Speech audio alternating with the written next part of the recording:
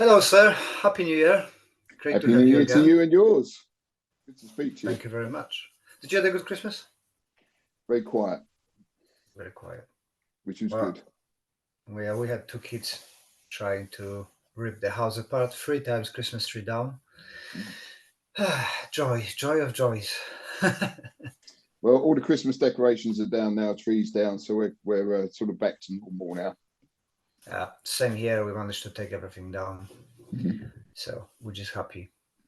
Um, you're getting busy. I'm happy to see that you've got more seminar this year. Eventually. Yeah, we've got quite a few booked up already. There's a few still in the pipeline. We've got February doing a seminar with Lee Sims. We're doing that on martial arts and the law. Then later in the month, we've got John Johnson, adaptive karate, going to be teaching with John. April, Mary Stevens. That's going to be good. We're going to be doing some raise some money for Fair Fight. So looking forward to that. Was invited down to Devon by Adrian Coombe to teach for the EGKF as well, which I'm really looking forward to. You and I are doing a couple of them in there as well. We've got May in October. We're getting together, which is always good fun. Ian Abernethy in June. Ian and I used to do them every year up until lockdown, and then it fell away. I think we've done one since then. So we're hoping to get back to doing those on a regular annual basis. And then September off to France with Vince Morris. Cool. Vince has been my teacher, mentor, friend for a very, very long time. So it's always good to catch up with him.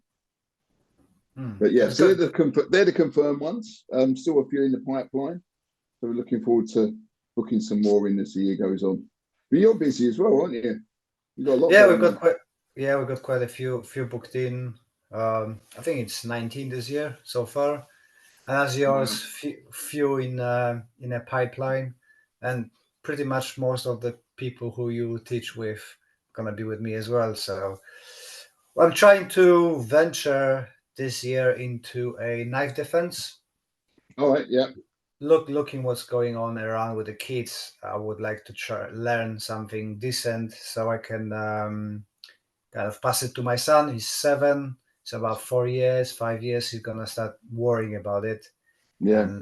And you can see that it's increased amount of stabbing with involving young people. So I want to have some backup plan just in case, Yeah, it's I think needed. biggest and most important thing is awareness when it comes to things like knife. I'm very wary. I mean, I teach what I call knife mitigation workshops, and it's much more about awareness. There's a technical element to it. Obviously, there has to be, but it's more about looking for the signs, recognizing signs. So we go along those sort of lines. But there's some really good stuff out there. I know that Tommy Joe Moore stuff has been really well received, and there's some really good stuff going on. But the trouble is with anything like that is that there's good and there's bad, and it's being able to tell the difference, I think. Yeah. So I've got Tommy booked in August. It's purely for myself. So if anybody wants to join in, they can join in, but it's for my learning. And we've got Tomasz Machuga from Defendo. He's a friend of Marek, who you met from Poland, and they both are teaching in police academies in Poland. And he's one of the highest levels of Defendo. So I'm gonna try his stuff because I tried his self-defense stuff and I really liked it. I nicked a few things. Yeah, it's nice and simple and no overcomplicated stuff, which, as we know, usually is a failure when you've got too complicated stuff. So well, I think from our point of view, again, often what I see online is that a lot of the stuff is taught from a knife fight perspective rather than defending against somebody who's holding a weapon. And there's a very big difference between the two. The way the person holds the knife for a start is different. If you've got knife against knife, that's a very different dynamic to knife against empty hand. And sometimes I don't think people really sort of see the difference in that. And it's has to be made, people have to be made aware of it. And also there's still the law of reasonable force. We've got to consider the ramifications of what we do in terms of self-defense or protecting ourselves. I think it's with the knife is the same as Ian says about the martial arts and self-defense. The martial artists are really bad at teaching self-defense because we all look through the prism of competition and martial arts. And I think it's the same with the knife. People who do a knife as a martial art, teaching in the same way self-defense as we teach self-defense. From unarmed point of view. Well, pretty much all of my knife defense stuff comes from what I was taught by Hanchy Morris, because Vince has been teaching practical knife defense for decades, and he's taught to police forces, military forces of all kinds over the years. So it's a very sort of pragmatic, tried and tested strategy, and there's nothing complex about it. I mean, you could teach the basic shape and function in a couple of hours. Then it just needs to be worked on to actually make it a little bit more instinctive, a little bit more automatic. Anything complex is just too risky in those situations. It looks great, and it's a great way of developing your skill, but it's not necessarily pragmatic from the point of view of self-defense or personal protection, in my opinion. Plus, obviously. Yeah, so for me as well, I think the biggest challenge with young person, I can't remember when I was 17, 18, is that walking away, don't get in trouble, that ego thing. So I try to find the ways how to talk to my son that, it's okay just to walk away, give what you want, and don't get involved in fights. And I think that's going to be the biggest challenge. Yeah. Ultimately, if it's somebody you don't know, walking away, it doesn't matter what they think of you. They don't know you, So whether if you think, I can't walk away, they're going to think less of me. Who the hell gives a shit? Nobody cares. But it's difficult to explain to the young person who've got a big ego. Egos and alcohol are the biggest problems as we're growing up. Certainly. Yeah, definitely. So, but that's the one area I want to venture, and as well, I'm going to venture into the kind of self-defense. I've been asked a few times through different charities if I can do courses of self-defense. So I'm venturing into a territory of Mary Stevens and Christopher Webb. So I'm going to be meeting with them next week or 2 weeks, about structuring the courses and stuff like that, and see how it happens. It's not that I want to do it full time, but the charities with the kind of emphasis on the mental health would like me to do it. So I offered, I can get you married and stuff, but they said, no, people know you, people like you, and if you could do it. So I'm going to venture a little bit into that area as well. Forgive me interrupting the conversation with Don, but I would like to introduce you to Magic Mind productivity shot that I started using a few weeks ago, and I feel great. It's got a slow releasing caffeine with the matcha tea, nootropics, mushrooms, and lots of goodies. Tastes nice and helps me to focus on the day. Helps me to do my tasks, like recording this podcast. I'm staying sharp, staying focused, and overall I'm enjoying it. Magic Mind is sponsoring this podcast, and they would like to offer you a discount on a subscription.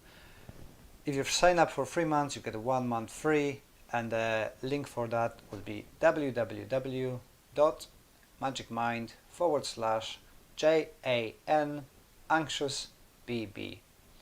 Furthermore, if you want the 20% on any purchase, you can use my promo code on the checkout, which is anxiousBB20. Thank you very much, Magic Mind. I hope you try it. The promotion lasts till end of January, so hurry up to get one if you want to. Thank you very much, and back to conversation. Yeah. Don't take on too much. Don't wear yourself out. You got a lot of stuff to give, so. Yes, but that's not. Yeah, thank you. But that's not something that I ever focused on. It's always the kind of martial art, not self-defense. But there's lots of crossovers. So I just want to check my concept. If I've got it on the right track, it's always nice to check with other people. Yeah. Well, I think by nature of the fact we're doing a martial art, there should be a self-defense element to it. It's not the only reason we train. If it was, we wouldn't still be training after all this time. Because if it took, I've been coming up to, I think, 48 years now. So if it was still about self-defense, something went wrong in my training years ago, you know. So yeah, I think it's you would be a bit paranoid if you did for 48 years all the time, ready for who the attack. told you that? Who told you I was paranoid? I said you would be. Okay, fair enough. So 48 years, what changed recently in your training? I've been asked the question, what's changed and what will change in 5 years' time of my training? So that's a good question. What change and what would change with yours? Well, I can't say what's going to happen in 5 years. Who knows? I'm 61, 62 this year. So 5 years' time, don't know. Hopefully, I'm still improving. I'm still learning. I'm still developing my skills. I might have to modify. I've modified the way you train. The thing is, as we get older, we have to train smarter. We can get away with doing silly stuff when we're younger because we recover really quickly. But if things go wrong, if I end up injuring myself because I've done a stupid weight workout or I've overstretched or I've done something that I shouldn't be doing. So if I'm not training mindfully, I'm much more likely to injure. And so I think as we get older, we appreciate the importance of mindful practice as opposed to just training. Mm-hmm. I've noticed, we actually talked about it yesterday on a class, that for me, injury is usually not happening during the training, but in the areas just before training or after training. A couple months ago, I was talking to my students saying in Seiza, and I got up and twisted my ankle. I was kicking all the session, no problem, but just on the end, not paying attention, stepped wrong. Yeah. Yes. Well, yesterday, I think it's when. Yeah, yesterday I was, 2 days ago, I was thinking about doing handstands, and I tweaked something in my neck moving fast. It's like, not doing exercises before. I thought you were going to say you tweaked your neck thinking about doing the handstands. That's impressive. Yeah, I'm skilled. No, I think that ultimately injuries, when you're training, there's a certain amount of adrenaline pumping through your body. And so it masks something. So it's easy to do a little bit too much sometimes. But I think the thing about injuries is that whereas when we were younger, we could often train through injuries, as we get older, we need to make sure that we let the injuries heal. Doesn't mean we stop training, we just change our training. I think some of the biggest improvements I've made in my personal progress actually have been during times of injury. So it's made me focus on something else.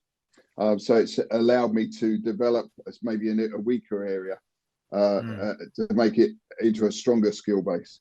So I think that injuries, although I wouldn't recommend people get injured to improve other skills, I mean, you can still train. You can keep on training. Just modify. You change what you're doing. Change the way you train. But I think it's injuries are part of what we do. It's there. There's always that risk, isn't there? So I think if we accept that, understand that, part and parcel, don't be fearful of it, but just train sensibly. Push yourselves. I can't remember where I read it, but there was something really interesting. It might have been on a podcast actually. And when they tell people to step outside their comfort zones, okay, which to a degree I accept. But what they said is what you want to be doing is stretching your comfort zone. So just pushing it out that little bit each time. And the comparison I always think of is if you want to do 130 kilo bench press, but you're only capable of doing an 80, you're not going to go straight up and do 130. You're going to destroy yourself. So you've got to do that gradual increment. You've got to stretch yourself. But you've got to believe that you can achieve that stretch. You've got to believe that it's attainable. I think that's something to think about as we get older as well. Yeah, I think that my teacher always was saying that, I said, "Oh, Sensei, I can't do this." He said, "Because you don't believe you can." And you start believing in things, they start working out. I had that problem with teaching seminars because, are you doing something and you're showing the technique and it's like, oh, but it's not really working for me, and you can feel it inside. But then on another seminar, I was convinced, it's gonna work, and it did work. So the power of mind is kind of underestimated area of martial arts, I think. Yeah, absolutely. I remember thinking back kick. I'm still not a big lover of back kick. It seems impractical in many ways. But I remember hating it. Only ever did it because I had to do it. And I remember having a conversation with somebody. It wasn't a competition. It was just like sparring, and they explained to me their take on back kick. I thought that sounds interesting, and then I immediately managed to pull it off. Up until that point in time, it just because I didn't believe it would work, it wouldn't work. So if you say yes, I can, you're far more likely to achieve something than if you say no, I can't. If you can't, you've already lost it. You can't do it. Yeah, you're putting yourself a barrier, isn't it? Yeah, absolutely. It's interesting through your experience. I'm just thinking about it because we've always been doing, and as sports doing this a lot, the visualization. Do you come across often visualizations in martial arts clubs? Because I don't hear very often about it from the people. No, it's something we use all the time. I use it in my training. I use it in my teaching because particularly when we're looking at something, if we want to see something and work it in a functional setting, we need to create that functional setting. So everything's role play, it's scenario training. Now, that doesn't mean we have to go to a nightclub or we have to be in a darkened room or we have to be in civilian clothing, although I highly recommend you train in a gi and in civilian clothing, though not at the same time. It gets a little bit too hot. So what I would suggest is that role play it out in your mind. When somebody does an attack, in your head, it's a real attack. In their head, it's a real attack. That doesn't mean we're trying to kill each other. It just means that they're aiming on target. They've got to be a good uke. And being a good uke isn't about being nice and being friendly. It's about doing the techniques properly, doing the techniques on target, understanding the drill, what's trying to be developed in the drill, not being an awkward bugger just for the sake of it. So you've got to be a good uke. But I think also, as I said, role-playing scenario training is something that you play out in your head. In my head, when I do drills, I've got a verbal exchange going on before the exercise happens sometimes. Once we get into it, I'm thinking about how do I finish? How do I enter? How do I exit from this? So it's not just, if we think in terms of Kion and even Kata to a certain extent, what we're doing is we're practicing an element of something. Kion doesn't give us entry and exit. It just gives us the middle. It allows us to work on developing those skills. I'm waving my hands around here like it means something. So we need to be able to develop those skills. And the best way to do that is to create a picture in your head. So, I was using visualization techniques before I even started reading about visualization techniques, because for me, it was really important that you played out the scene as you were expecting it to happen in real life, because then things start to make a little bit more sense. And also highlights what's wrong with some of the so-called traditional approaches to the way that we train our art, because the ranges are wrong. So we've got to work from a realistic range. You've got to be close enough to touch. You've got to be close enough to reach out to each other. If you're not close enough to make that connection, then there's no need to get involved physically. It's only when that range changes that things become more necessary, I guess. And I think also when we talk in terms of setting up, a lot of times we talk about self-defense in martial arts, and what we do is people square off and they take it in turns to do their drill, but there's no real connection to what might happen. If somebody's an aggressor, they step up to you. In a self-defense situation, it's not two people stepping towards each other. That's a match. It's somebody trying to enter your space. If you're entering their space, you can't really argue self-defense if you're going into their space to enter into a combative exchange. So again, something like that has to be addressed in the way that we train, and all of our training is geared towards, okay, who's the attacker, who's the defender? The attackers enter into your space so that you then have to negate their attempt to do you harm. I hope the Christian won't be upset, but I think what you said is a modern tradition. I know he uses that term for his karate, but it's not very traditional. I'm 100% sure. I have no evidence for that, but I am sure from what I see in kata, it is a grappling close quarter system, Yeah, not a yeah, modern tradition 6 foot away match. yeah, yeah. And the stances we use, the stances are there to help develop mobility, strength, awareness of balance, shifting of body weight. The transitions are far more important than the actual stances. Stances just give you an indication of where the weight needs to be when you're executing the movement or finishing off through the movement. More important is the transitions. It's the transitions where actually all the action occurs, all the good stuff occurs. Not the starting point and the finishing point. So again, if we look at that, we understand that what we should spend time on is, yes, do the stances, work on developing mobility. But if you can't move smoothly from one position to another, then the stances are crap. No matter how good and strong and stable they look when you're in your front stance or your back stance, if you can't move fluidly through to the next position, that stance is crap for you. And I think you have to work on the idea of stances explain weight ratio, transfer of weight, how to move efficiently, maintaining posture, good balance, etc. But they are training vehicles. They're there to develop a basic understanding of movement. They're not set in stone. So when we apply them, we have to be much more flexible in that approach. Do you think that's how they've been taught? Because if you look on like wrestling and boxing, you still got emphasis on the body weight on the right leg and movement, but the way of they taught, it's all in motion, which karate have got that.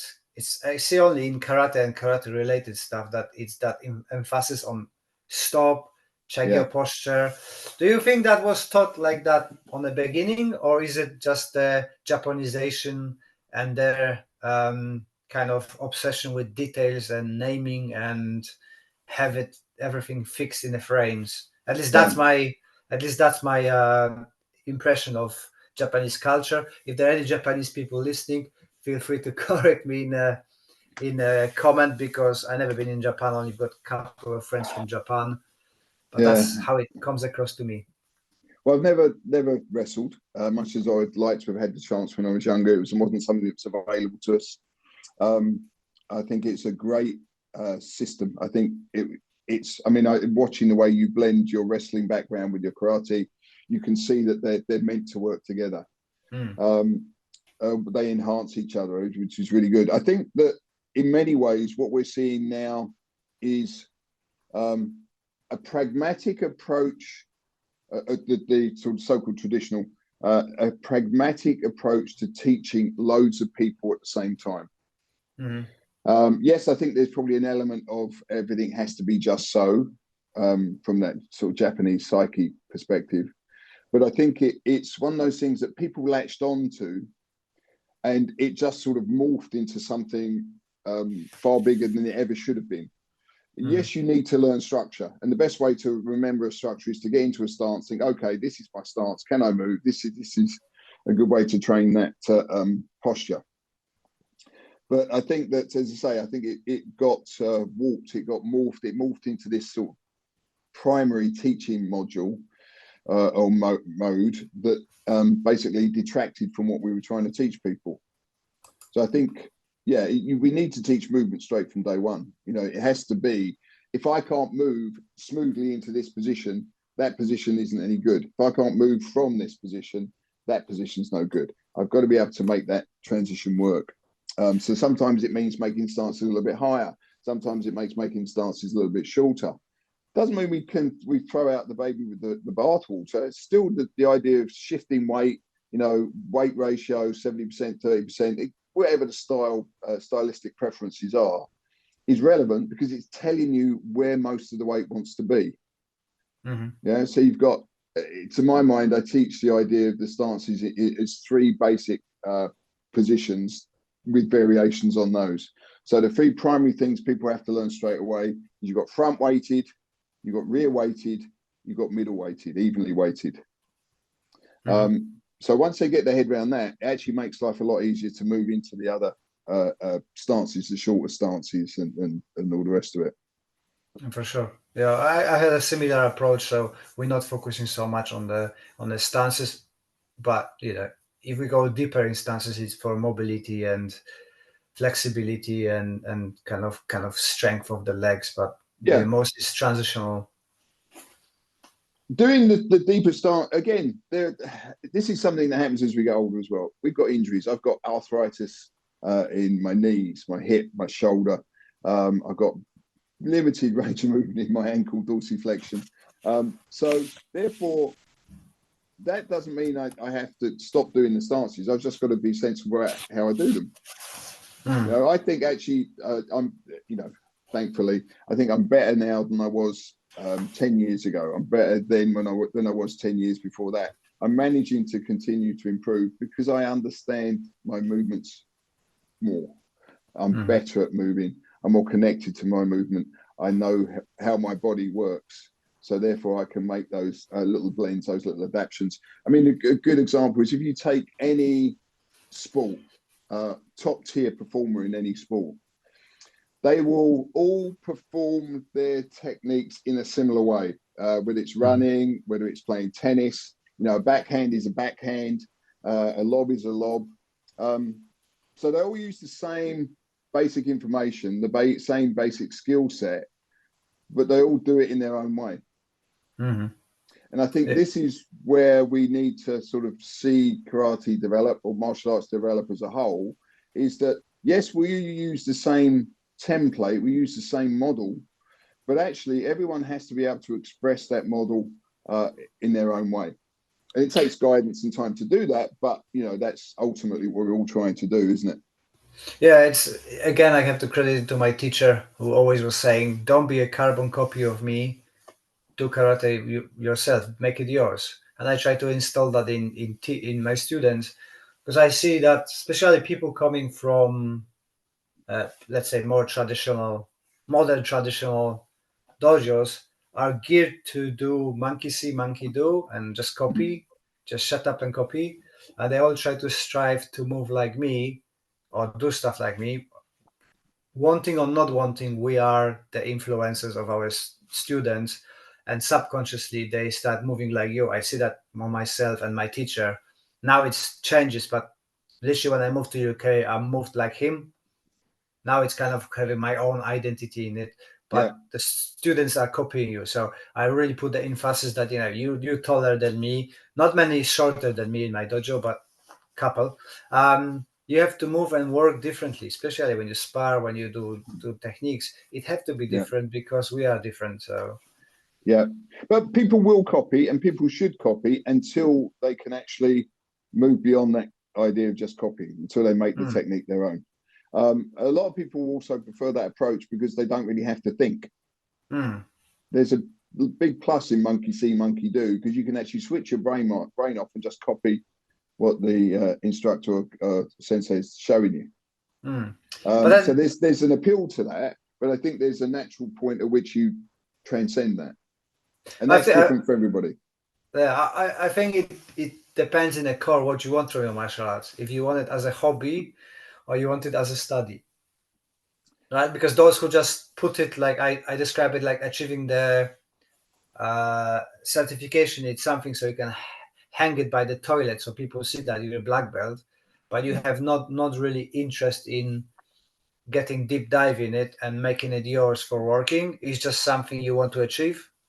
Do you think many people take up martial arts as a study? I think virtually, I mean, there's going to be a few, but I think most people are looking for something to do. It's a hobby. It becomes a study. Yeah. When I first started, I used to enjoy the sparring. I used to enjoy the physicality of it. But I wasn't thinking that I'd still be doing it now. If somebody told me when I started that when I was in my 60s, you're still going to be doing this, I probably would have given up then. All right. So I don't know. I was always obsessed with it, so I don't know. I know I got the bug really early on, but it wasn't something that I didn't think of it as a study then. It was just something that I found an all-encompassing hobby. It was a hobby. I started as a hobby. Sure. And as time developed, I just got more and more hooked. and more into it, and I trained more without even realizing it. You end up you do some sort of practice pretty much every day, don't you? When you start, it's very easy to get carried away. But I think again, the emphasis, I would think, going back to the earlier question we talked about, what do you do as you get older, is you practice harder, you practice more, a mindful practice. We're talking about a difference between martial arts as a sport or martial arts for self-defense. I see self-defense as think of it more in terms of self-protection, and that isn't just protecting yourself against somebody else. That's protecting yourself against yourself. Not letting ego take over and do the extra rep that you can't do. Not letting the ego take over and trying to push that stretch a little bit further than you really know you can't do, and end up injuring yourself. So protect your body by training properly, by training in a balanced way. If you're doing simply, but if you're doing pushing movements, you want to do pulling movements as well to balance it out. If you're flexing, you need to extend to balance it out. You've got to look at training things in a very, to use an overworn term, holistic way. And I think also self-protection encompasses what you've done so brilliantly, is look at the impact that martial arts training can have on mental health. We are looking after our mind. We are being mindful in the way that we train, which allows us to be caring. We've got to care for others. We've also got to care for ourselves. There's got to be a lot of self-care involved in our martial arts training, I think. Yeah, for sure. And again, that's something 30 years ago. If I'd heard me say this now, I would have said, "What twat! What a load of nonsense." But it's really important that we do execute self-care. We do carry out self-care. And actually, martial arts is a really good way of doing it, because it allows us to stay connected to our body. We can see that mind-body connection in everything that we do if we're training mindfully. And I think that comes across, and that helps us improve. So you can do a little bit of practice, or you can do a lot of practice. You can do a hard workout, or you can do a light workout. The important thing is that we keep on doing it. The only way to get good at anything is to do it, but to do it mindfully. And to quote Steve Rowe, I remember him saying to me once, "If you don't want to do something wrong, it's easy, just do it right first time." but what it means is do it to the best of your ability. Always try and do it to the best of your ability. Don't coast. He's not saying that a white belt can do something at a black belt level. He's saying that basically you just got to do the best you can. Always do the best you can when you practice. Makes sense. And that resonates. That's a really important perspective on it, I think. Yeah, I recently was listening to a Shigan Cameron Quinn from Kyokushin from Australia, who was a kind of huge influence on my teacher. So I always listen about him. Now I met him only through online, and I do admire him as well. But he said that Masoyama creating the 52 techniques of Kihon wasn't really thinking about Kihon as a strictly technical development, but the sequence that Kyokushin does it is geared to work all the muscles in one holistic warm-up. So you're starting from this, then you go in this, so you've got the mobility of the shoulder and so on. So it is like a longevity tool built into your warm-up. So it's a perfect warm-up for all body, because you're compressing every joint, every movement. And now when I'm getting older, I appreciate that a lot, and it makes more sense as a tool for a warm-up, spending that time doing the 52 techniques every time. Yeah. We see all sorts of good warm-ups, some are a bit more extreme than others, but I think the best way to warm up for an activity is to go through the motions of the activity, or do something that mirrors the movements of the activity. And I think that's important, because you're warming up the movement, you're warming up the joints, you're warming up the muscles, the connective tissue, you're stretching the connective tissue, the fascia. So this is all working towards getting the body temperature up and allowing it to move more smoothly. Also, it's reviewing it mentally. So we always go through movements slow to start off with, and then start to build up the speed and the movement.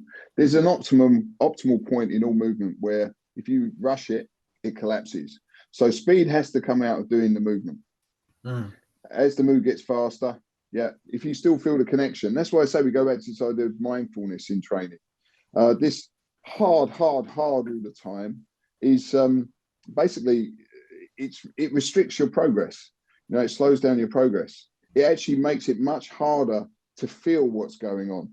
And if you want to connect and get stronger and move more efficiently, and you want to generate more power, the way to do that is feel the body, feel how the body moves, feel the connections, feel the stretch, feel the expansion, feel the contraction, releasing the. So all of this is something we get out of training softer. And if we start slow and soft, and then start to ramp it up a little bit as the body gets more acclimatized, we're going to get a more efficient workout. We're going to get more efficient skill development. I do similar, although I kind of drifting between two concepts. One, do exactly what you're going to do in training as a warm-up, as you just said, and the other one is trying to get people restored mobility, because most of my students sit all day by the desk. So the simple tasks are always a bit challenging. Not always, but mostly challenging. Do a squat, I can't. So I decided to change my warm-up for do a little bit of a warm-up. It's running around, do some animal movements, just to try to give them the things they need, not only martial arts, but as well overall mobility. Because last my friend, and Marek from Poland says, it doesn't translate quite nicely to English as it sounds in Polish, but you can use martial arts sometimes, but the ability to move you're gonna use every day. So if I can restore through training a little bit of a function of the overall body, it's gonna be far more beneficial for them than punching somebody in the face. Back to that holistic approach. It's something that's actually, martial arts should be about protecting the body, looking after the body. We do joint mobility warm-up. We'll do sort of joint rotations. We'll do mobility exercises, movement patterns. Then sometimes we might run through kata as a warm-up. Just slowly running through kata, mirroring the movements, taking elements out of the kata and just working that drill. So I mix my warm-ups around a little bit. Sometimes we just go through Kion and do it nice and slowly and build it up. And I think that it's a much more practical way of using limited time to improve skill. Because that's, at the end of the day, people come to us, hopefully, if they're coming to me for a workout, they're coming to the wrong place. They'll get a workout, but actually what I'm there is to develop their skill.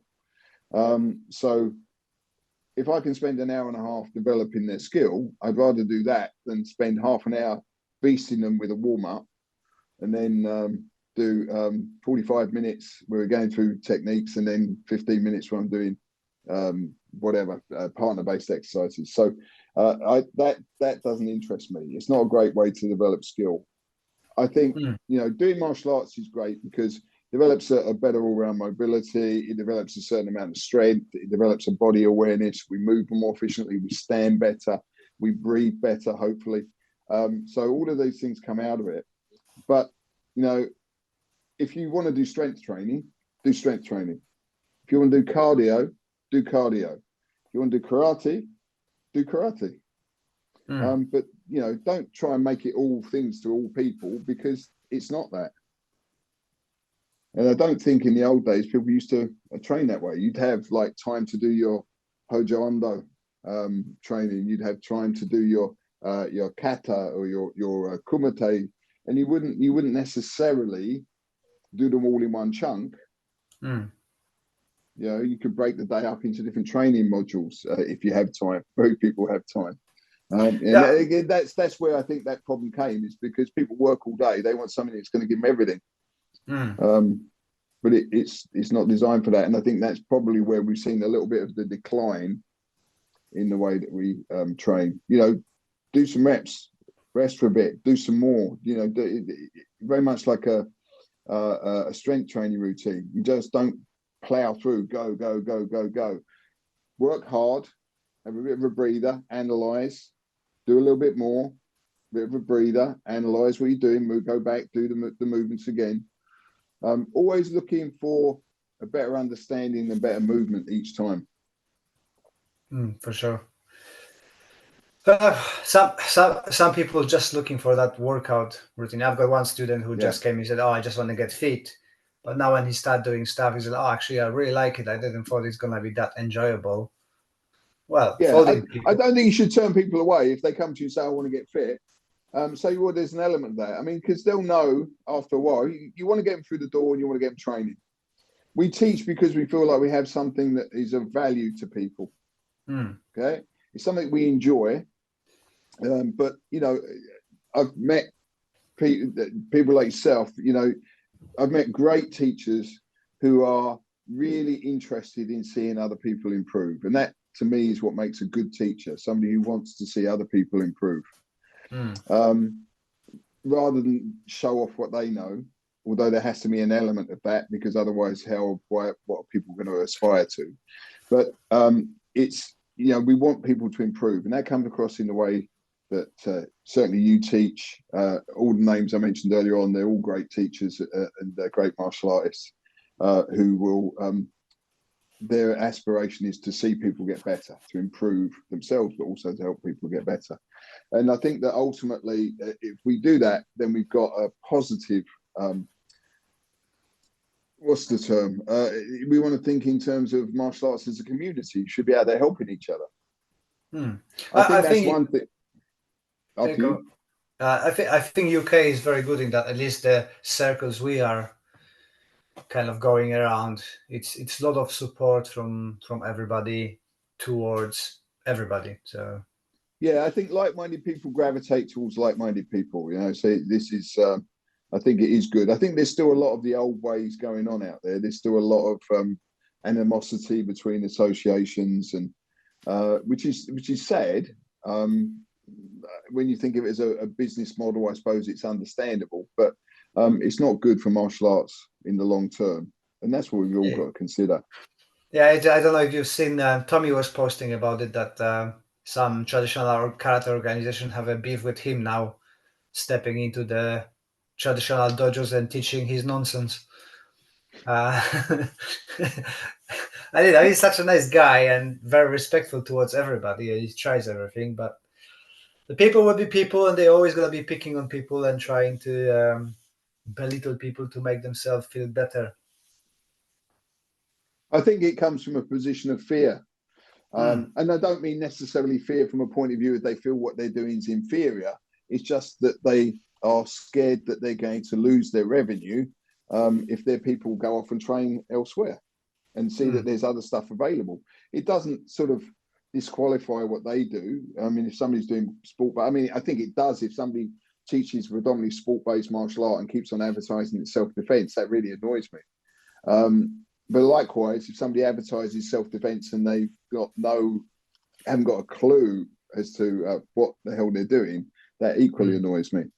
It's and they might be very skilled at what they do. They could be very skilled competitors, but that doesn't necessarily immediately cross over into that self-defense paradigm. There has to be there's crossovers, as you were saying earlier on. There's always crossovers, but it's being able to identify those connections, identify those crossovers, and work and focus on those crossovers rather than bringing some of the other nonsense that happens, unfortunately. Another question that comes up often, people asking me, and I'm wondering what you think about it. Do you watch Karate Combat? Is it good for karate's image or bad? I have watched it in the early days. I think first time I saw it was a few years back. But I think it's much bigger now, isn't it? They're doing a big push for it. They've got a couple of big names involved in it as well, haven't they? It's okay. It's another form of competition, and if competition's your bag, I don't think it's a bad thing. I don't have a problem with competition in general. It's just not something that I do. I think that, you know, I admire the skill of these athletes, whatever their combative background is, whether it's, you know, sort of WKF or karate combat or K1 or whatever. I admire the skill. It takes a lot of training, a lot of dedication to be good at those. And people will immediately slag it off because you look at things like WKF, you get these people bouncing around. Yeah, but you know, you've got two highly skilled individuals. It's a bit like watching judo. You can't watch, if you watch two elite judo players, it's really dull to watch. Yeah, same for wrestling. Yeah, because they're neutralizing each other out all the time. They're negating each other's ability to do what they want to do. They're trying to set it up. What's going on is a hell of a match, but it's not good from a spectator's point of view. But the skill level is phenomenal. You know, the dedication, the time and effort they put into developing that skill has to be admired. Has to, you know, you can't slag it off. It's even with let's take an extreme, and I've well, I won't say what I've said about it before, but look at WTF Taekwondo. They have their arms dangling down by their sides and they're throwing out these kicks. Now, it's so dull to watch, but these guys are incredibly fit, strong, agile athletes. It takes a lot of time, a lot of effort to develop that skill. Yeah. You know, one of my favorite things to watch actually is when I troll through YouTube is the Team Kata events. Not because it's anything that I do. I mean, I can recognize the kata more often than not, but I just think the time it takes to develop that level of synchronization is phenomenal, and it's beautiful to watch. And the creativity in their so-called bunkai, it's not bunkai I'd ever use, but the creativity in there is just phenomenal. It's like watching a nicely. Most of us have grown up watching the old kung fu films, and that's for a lot of us is why we took up martial arts, whether it's Bruce Lee or whether it's Sean Connery in You Only Live Twice or whatever format it is. You admire what they do. You admire the skill. So it's like watching a choreographed movie scene, you know. But in real time. So you've got to admire the skill there. It's you know, it's phenomenal. I think the image of kind of full contact karate is gonna be good for promoting karate overall. But watching more of it, I'll kind of stopped watching it. I think it's the people who are really skilled in, because it's predominantly Shotokan, are really good at WKF. Doesn't translate really well to a full contact fight because they just start throwing haymakers and it kind of looks untidy a little bit. Maybe it's just my perception. But I moved to watching one championships because you've got the Muay Thai, you've got the kickboxing, you've got the MMA, and you've got the BJJ there fights. So it's just more entertaining, and I think it's a little bit better organized and more variety of things. But overall, I think it's positive image for karate as a legit, whatever that means, fighting. We got to see what the platforms are for bringing people into the art. And it has to be quite visceral, I think. You know, for people to be drawn in to do what we do, there has to be a reason for them to want to do it. So whether that's because it looks amazing, sort of visually visual aesthetic is high, or whether it's because it's got that combative element to it. Whatever it is that brings people in is a good thing. We then have to make those. We have to make them aware of what the reality is once they come through the door, and that's always going to be a little bit of a challenge, I think. But there's loads of clubs out there, and they all have their own focus. So I think that you got to find the right place for the individual. And as a teacher, if I had somebody come along to me and I didn't think we were quite the right fit after we'd had a little bit of time, I would try and recommend somewhere that might be more suitable to them. For sure. And I would hope that other instructors would do the same thing. Yeah, I do that as well. So, I think I'm gonna have to shoot off soon for teaching. You've got a busy day ahead as well? Yeah, pretty busy today. But I've got an hour or so off, so I can go and have something to eat, and then I'll be back to work this afternoon. Always pleasure talking to you, sir. And absolutely, I'm gonna put the links in the description to your stuff. Again, I think that it's great that Sensei Don's getting more seminars because it's worth going. And if you haven't trained with Don, go and do it because it's worth it. Yes, come and train with me, please. Hey, Les, brilliant. Thank you. It's always good to speak to you. It doesn't always have to be on an official podcast platform. Always good to speak. Take care, and I'll speak to you again soon. Speak to you soon.